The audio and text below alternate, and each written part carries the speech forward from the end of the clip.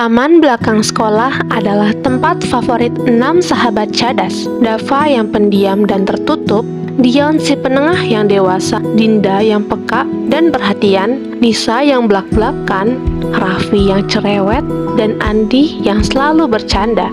Sejak kelas 10, mereka selalu bersama.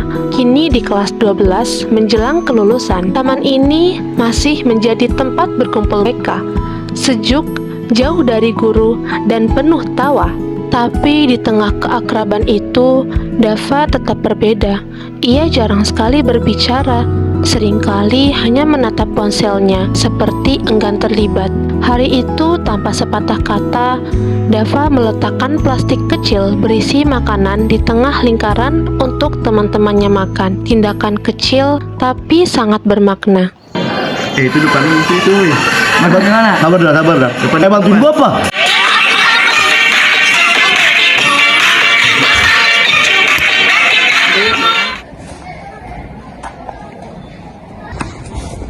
Ini makanan. Wah, apaan ini, Dap? Oh iya, tadi gue lewat warung jadi sekalian beli makanan buat kalian.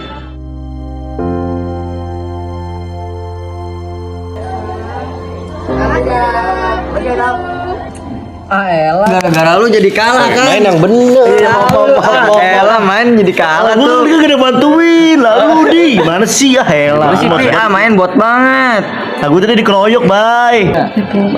Taman belakang ini emang tempatnya paling enak istirahat. Udah adem, nggak ada guru lagi. Fix, ini bakal jadi tempat resmi kita. Nanti di sini bakalan gue tempelin coretan 6 sahabat cadas. Cadas apanya? Lihat muka lo aja lebih mirip kerupuk pelok kok. Tapi bener sih, tempat ini udah kayak rumah kedua kita. Iya, dari kelas 10 kita selalu nongkrong di sini. Woi Dap, sini, lu belum pernah cerita sama kita, cerita apa kayak gitu tentang masa kecil lu ke kita orang. Enggak, cerita gua nggak seru. Wah, misteri Dapa masih gelap nih. Ayo kita pecahin masalah Dapa. Boleh nih, boleh. Hari itu, suasana kelas terasa berbeda. Bu Reni memberi tugas karya ilmiah sebagai syarat kelulusan. Dengan tenggat waktunya adalah 3 minggu sejak pengumuman diberikan.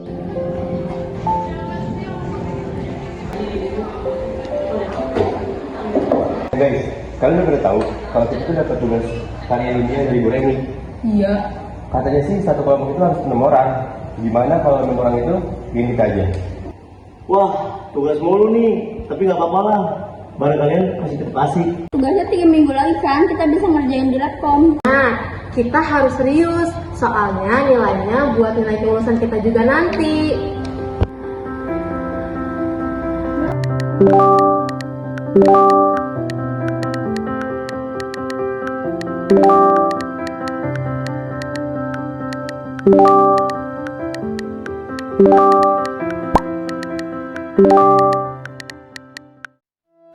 Dava nggak pernah aktif akhir-akhir ini. Kenapa ya? Padahal dulu dia yang paling rame kalau ngobrol.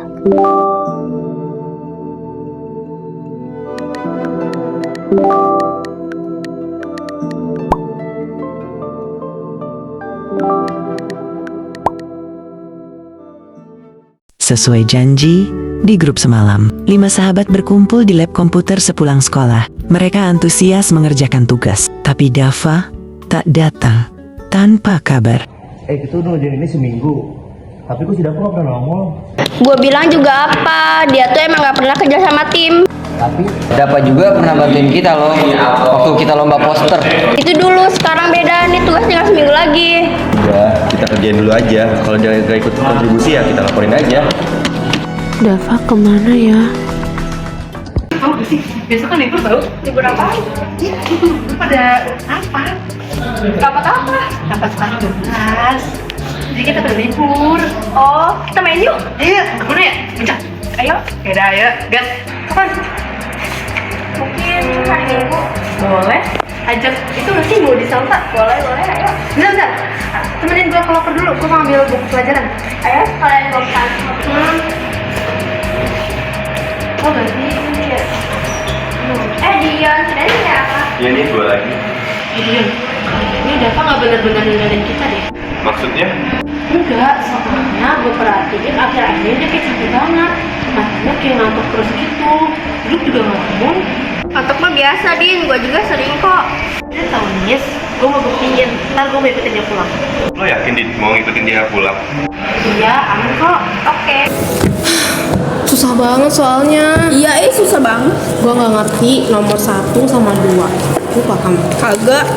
Susah banget. Din, lu yakin mau ngikutin si Dapa? Iya, pulang sekolah, gue mau ikutin dia. Teteh. Bolos, ayo.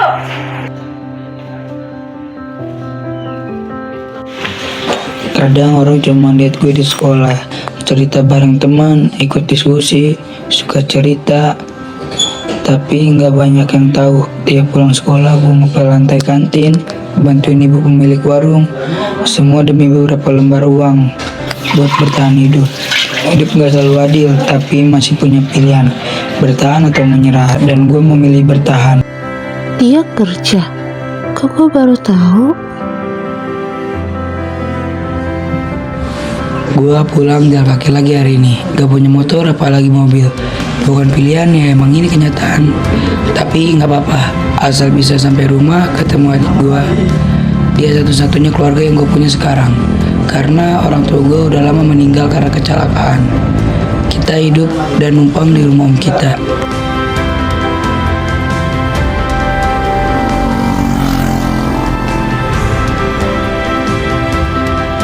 Jadi selama ini Dava pulang sekolah jalan kaki sejauh ini.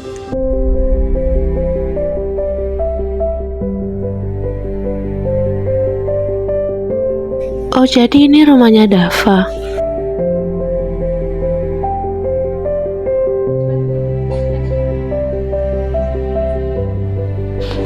Jadi sempet mampir ke warung beli obat. Adik gue lagi demam.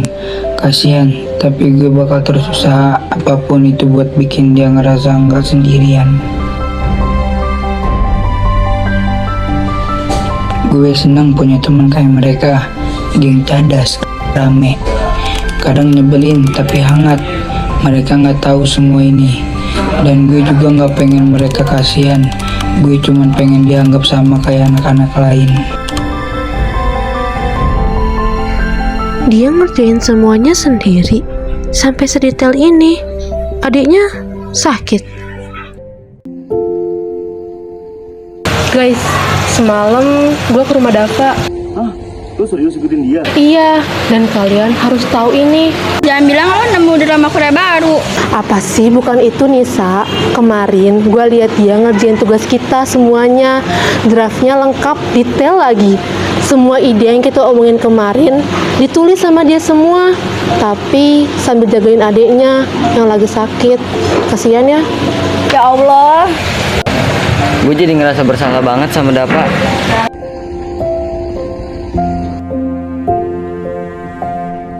Guys, kita semua ini sudah sujud sama dia. Terus gimana ya? Kita akan kita babasin.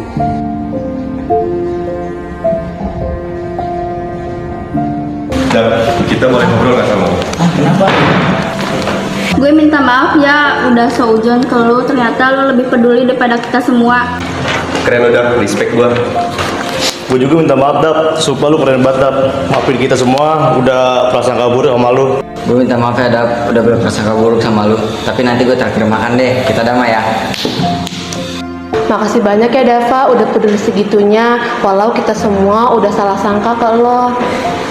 Sebenarnya gue cuma gak bisa ngomong, tapi sebenarnya itu kalian tuh sahabat sejati gue. Terkadang yang paling berarti bukanlah kata-kata yang diucapkan, tetapi tindakan yang tersembunyi dalam diam. Persahabatan itu bukan tentang siapa yang paling sempurna, tapi tentang keberanian untuk tetap hadir dan saling mengerti, walau tanpa banyak kata. Di tempat sederhana seperti taman inilah kita belajar bahwa percaya dan peduli bisa menyembuhkan segala prasangka. Karena pada akhirnya, sahabat sejati itu bukan yang selalu terlihat, tetapi yang selalu ada untuk kita. Kayaknya teman ini bakal selalu jadi tempat cerita kita ya. Iya, tempat dimana kita saling percaya dan mengerti. Bener banget, sahabat 6 Cadas bakalan jadi nomor 1. Bener banget, bener banget. Bener kan? Bener banget. Setuju. Well.